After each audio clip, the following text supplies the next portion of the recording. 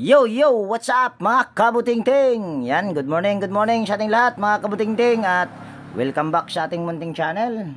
Yan na, mayroon tayo ditong home service na dalawang electric pan.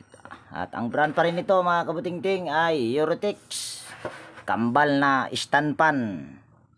Parehas parehas din malinis. Ayan o. Yan, at ito nga pala yung mayari, si Tatay Pilipi Idhaw dito sa Oticon, at saka si Nanay Aida Inggalan. Sa kaway-kaway siya dyan, madam. Hello. O yan. So yan, bali ito ay ating umpisahan kagad mga kabutingting. At bago ko nga pala ito umpisahan ay disclaimer lang. Lahat po ng video na ina-upload ko sa aking YouTube channel ay based lang po sa aking experience at hindi ako dito nagmamagaling. So tayo ay maghanda muna ng gamit dahil hindi pa ako nakapaghanda. Dahil ito ay aking buhay na mano na dahil tanghali na mga kabutingting. Dahil ako ay umatin pa sa aming trabaho sa tupad. Nasali kasi ako sa tupad kaya yan, nakasaksak na. Kaya medyo tinanghali tayo ngayon. So ito uunahin natin yung mayroong packing tape. Saksak lang tayo ng panghinang. Yan. Tapos kuha lang tayo ng gamit. Langis. Tester. Karton na kumita na, at saka itong flat screw. Ito lang, pwede na to. So yan, bali ito yung uunahin natin. Tanggalin muna natin itong wire. Bababa ko lang din yung aking tripod dahil wala tayong taga video.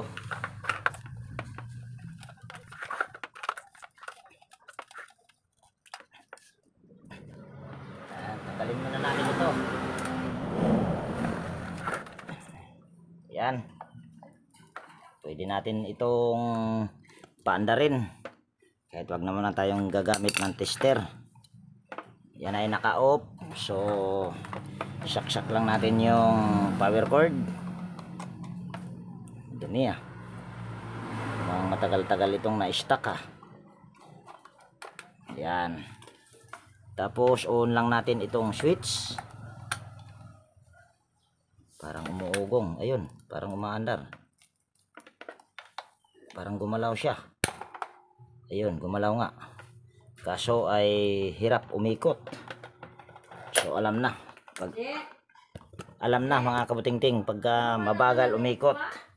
At tingin ko nito ay basag ang gearbox nito mga kabutingting, dahil pag mga lalagyan ng ganito sigurado yan basag. Oy, piskot na tabing pa or nasagi. Yan, tanggalin lang natin yung packing tape. Yan. Tapos tanggalin natin itong switch handle.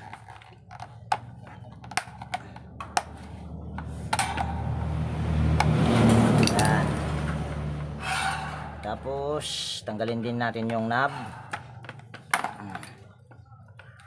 Tanggalin na natin lahat ito para malinisan din kung ito ay magawa. Tigas siya. Ayan.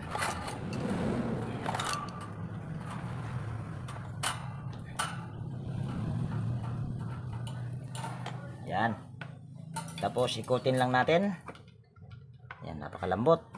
Ayan mukhang may lawa-lawa pa mga kabutingting.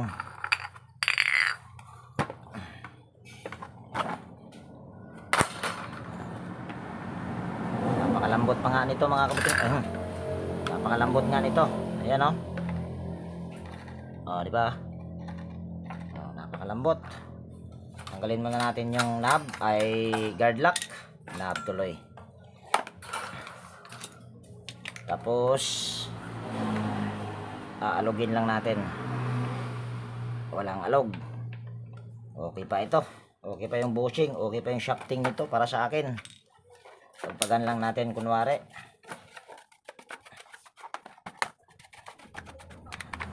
Tapos tanggalin natin ito. Isang tornilyo sa takip ng motor or yung cover. Sabi ko na nga ba mga kabuting-ting, ayan oh, basag. Ayan oh. Madalas ito na nangyayari pagka ganitong brand.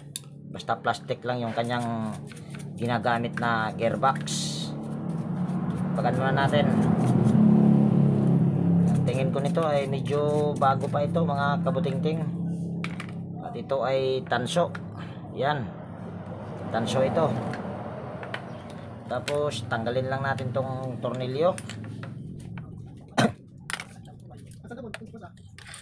Tapos tanggalin na rin natin itong pagpagan muna natin konti.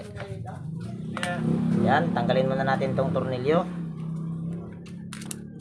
Ma'am, buntag ipapagid ko ang ma'am Cynthia lagi.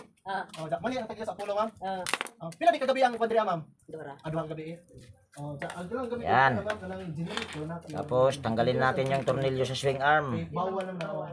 Ang presyo ma'am, ang presyo ma'am is 120. So tapos kadi ako na ko na gabi. Pwede ba? Ayan. Tapos ito. Hindi pala kita ah. Na tayo ng karton. At i-post ko muna ito dahil merong nag-uusap, maingay. So ayan, balik tayo dito mga kabuting-ting sa ating ginagawa dahil umalis na yung may kausap kasi yung may-ari. So ito ay puputulin na natin dahil natitiyak ko na ito ay sira. Pero gusto kong ipakita sa inyo na ito ay sira. Kaya ating iti-tester ito. Yan. Tapos kuha lang ako dito ng tester.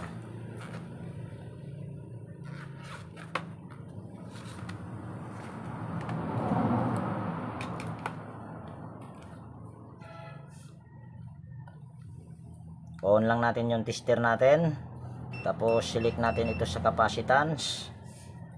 Tapos tester lang natin yung capacitor. Hindi pala kita. Ayun. Yan. Ito ay tester lang natin. Medyo maiksi ah. Yan. Tingnan natin. Ito ay 1.5 microfarad.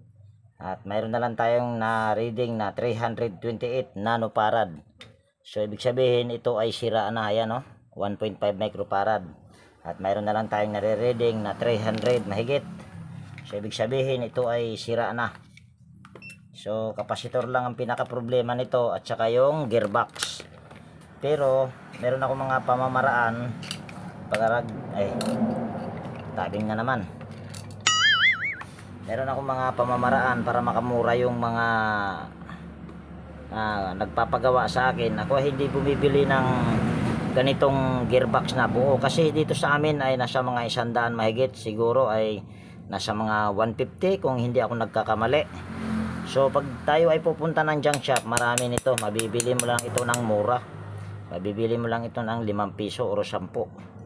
Pero ako ay meron akong mga suki na sa junk shop na nagpapaipon ng ganito. Binibili ko naman ito ng 5 piso bawat isa. Basta kondido lang. Tapos itong sira na gearbox, kukunin natin ito, yung palamuti sa loob. Yan, tanggalin lang natin. Kasi single ko kasi lang nito mga kabuting-ting ay napakamura lang, 180. Kung bibili ka ng ganito, nako, napapamahal na yung may-ari. Sa halip na makatipid ay mapamahal. At pag napamahal, tiyak baka hindi na magpapagawa yan. So ililipat mo lang yung nasa loob, katulad nitong ginagawa ko. Tornilyo lang natin. Yan. Tapos tanggalin lang natin ito.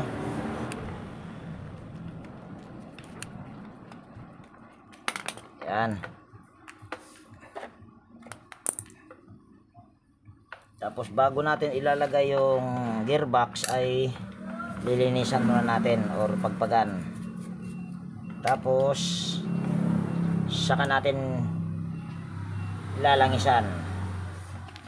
Tapos igaganyan-ganyan lang natin para yung langis ay pupunta doon sa pinaka busing niya or sa loob. Ayan, kung gusto mo naman, yan o, yan, nakikita nyo yan o, kita yung ihi. Ewan ko lang kung kita. Tuturo natin sa flat screw. Yan o, yan o, yan, dyan mo siya lalagyan ng langis. Malalagyan pa ng malalagyan ng langis yung ano, shafting nya, sa may mismong shafting nya talaga. O yan, tapos saka mo siya ganituhin. Ayan, napakalambot lalo. Ito ay may fuse pa mga kabutingting. Hindi ko na muna tanggalin yung thermal fuse. Sunod lalangisan natin dito.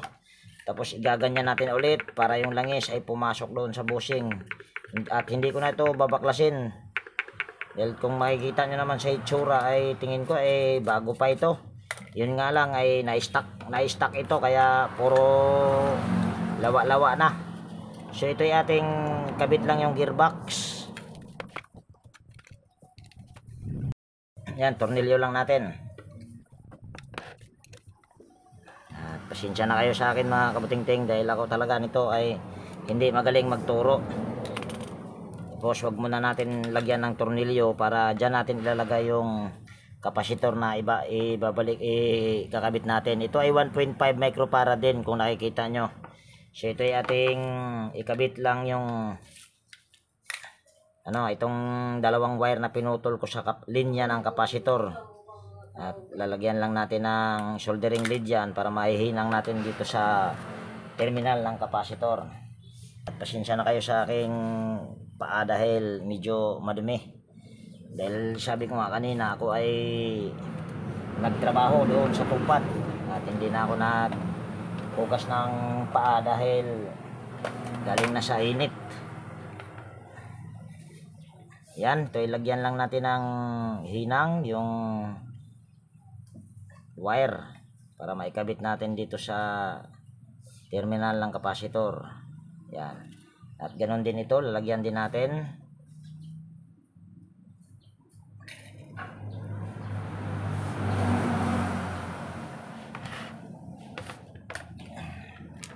Yan. Yan. Tapos ito ay ating kakabit na yung dalawang wire sa magkabilang terminal ng kapasitor. At bago natin ikakabit ay lalagyan muna natin ito ng spaghetti yung wire. At yung purpose ng spaghetti na yan dahil dito ko ilalagay sa gilid ito kasi baka mamaya ay itong pinaghinangan or yung terminal ng kapasitor sasagi dito sa kanyang housing ay delikado yon, kakaroon ng ground ng may-ari. Kaya nilalagyan ko ng spaghetti. Tapos ihinang lang natin itong isa. Iyon. Tapos saka natin ito tornilyo dito. Yan, tornilyo natin yan dyan.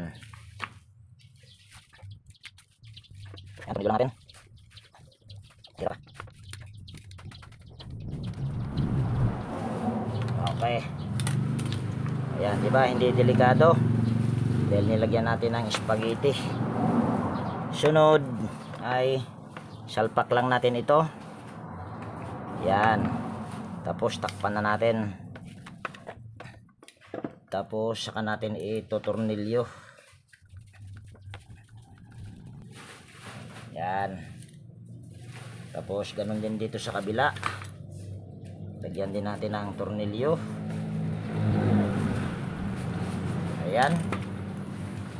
Tapos tornilyo na natin yung swing arm.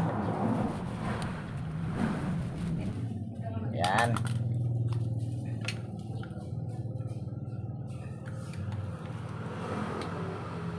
Tapos talian natin itong cable tie para hindi pangit tignan. Yan, okay. Kahit nakaganyan lang, pwede na. Huwag natalian. Tapos kanina ay nung ipinost ko ito dahil maingay, dahil may nag-uusap, so nilinis ko na yung screen. So ito ay ating ikakabit na yung screen. Tapos lagyan natin ng guard lock.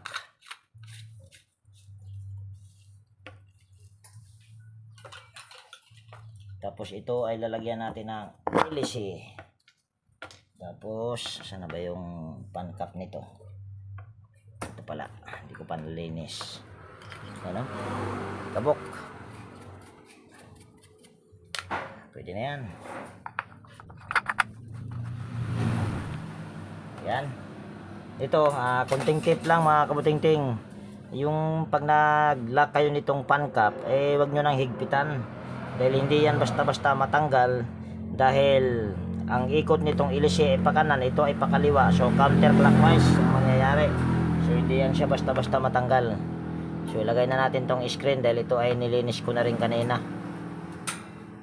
Habang pinost ko. Para dire-diretso na lang. So testing na natin. Patayin ko muna. Ayan. Wag na natin testing, diretso na natin. Dahil sigurado naman yan. Dahil bago ng kapasitor niyan. Tapos yung gear nito ay okay pa naman. Tapos takpan lang natin. Wala nang testing, mamaya na actual. Para mabilis lang. Yan. Tapos lalagyan natin ng tornilyo dito. Yan. Ito mga kabuting-ting ay pinapagawa itong ano na ito dahil para ito sa simbahan. Sana ba yung knob? May knob pa ito. Wala na. Wala na yung knob mga kabuting-ting. Ito pa pala. Ayan. Tapos lagay na natin to sa stand.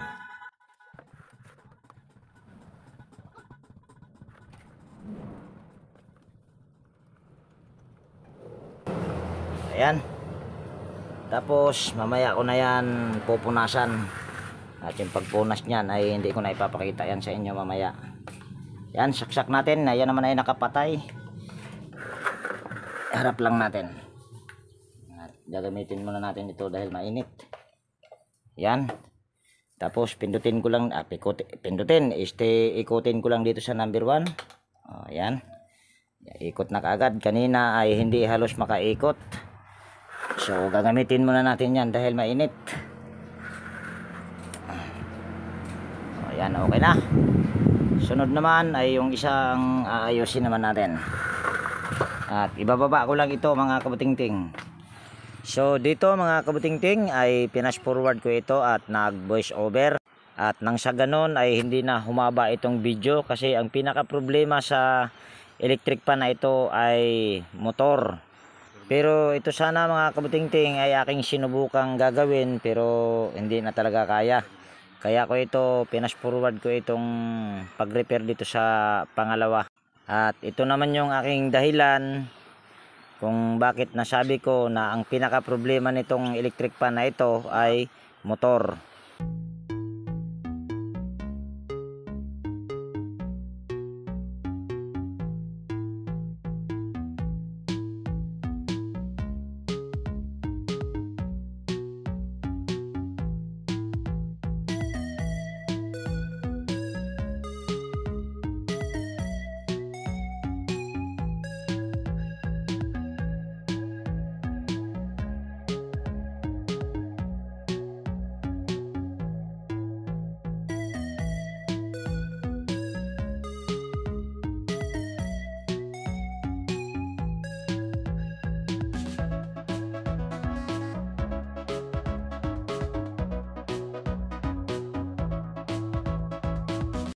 So yan mga kabuting-ting, bali itong isa ay hindi ko na gawa dahil ito ay pumutok dito banda yan oh.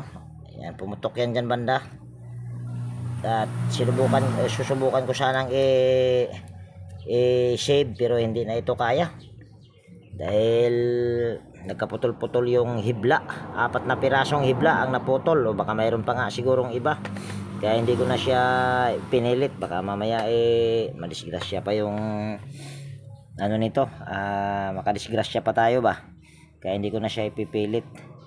So yan, bali isa lang yung nagawa natin mga kabutingting. Ito, yung pinaka problema niyan ay capacitor at saka yung kanyang gearbox. So pasensya na te, malungkot si ate, pero huwag ka mag-alala te, bubuuhin natin ito pagka makahanap tayo ng motor. Dahil dito kasi sa amin mga kabutingting ay mahirap dito yung rewind. Mayroon mang rewind dito ay napakamahal, 395 dyan sa Edix sa Sugod. Oh, yan tapos ano pa ng labor, so malaki na ang gagastusin. Tapos sira pa ang kapasitor nito, sira pa ang gearbox. So magpapalit na lang ng second hand na motor, basta magandang motor lang. Yun ay tatagal naman din. So yan, dito ko natapusin yung video natin sa araw na ito mga kabutingting. At kung nagustuhan mo ito at kung mayroon ka ditong natutunan, pwede bang pa-like at paki-share. At higit sa lahat, kung bago ka na napadpad dito sa aking munting channel, pwede bang hilingin ko yung inyong pag-subscribe at pakipindot na rin yung notification bell at ilagay sa all para ma-notify ka pag mayroon akong mga bagong i-upload na video. So yan, laging nag-iiwan sa inyo ng ingat tayo palagi at God bless po sa ating lahat mga kabutingting. Yan, bye bye na po.